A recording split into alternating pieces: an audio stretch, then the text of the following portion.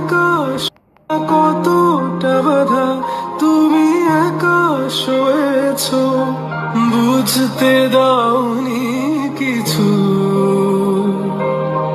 আজ আমি হয়েছি বড়, নিজের মতো করে বুঝি সবই, অজান্তে কত কি ভুল করেছি, তুমি ক্ষমা করো আমায়।